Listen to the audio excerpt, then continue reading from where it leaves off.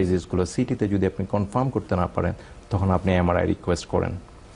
এমআরআইটা একটু time consuming কিন্তু but give you a lot of diseases has confirmatory diagnosis by MRI, specially আপনার neurological ডিজিজগুলো। তাছাড়া স্পাইনে যে ব্যাক পেইন হয় মানুষের, এক্সরে করলেন কিন্তু এক্সরেতে অনেক সময় ভালো ডিটেলস ইনফরমেশন আসে না, স্পেশালি যে ডিস্ক হার্নিয়েশনগুলো বা স্পাইনের টিউমার যা অন্য যদি থাকে ডিজিজ থাকে তখন আপনার স্পাইন এক্সরেতে আসে না। সেক্ষেত্রে এমআরআই হচ্ছে বেস্ট ফর নেকের ব্যথা, ব্যাক পেইন, ওইসবের জন্য এমআরআই হচ্ছে বেস্ট, স্পাইন এমআরআই গুলো।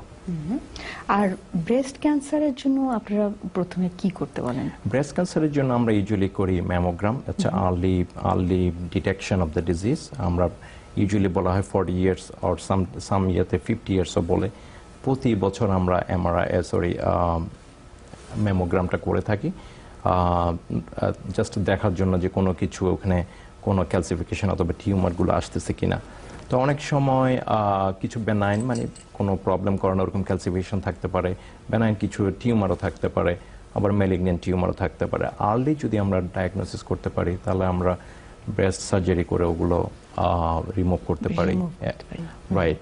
এবং এমআরআই অলসো ব্রেস্ট এমআরআই একটা নতুন জিনিস যেটা ব্রেস্টের ম্যামোগ্রামে যদি অনেক সময় ওরা সাসপেক্ট করে কিন্তু কনফার্ম না, অনেক ডিজিজে অনেক টিউমারের জন্য এখন আজকাল এমআরআইটা খুব অ্যাপ্রিসিয়েট করা হচ্ছে আর কি, যে MRI can diagnose those breast tumours.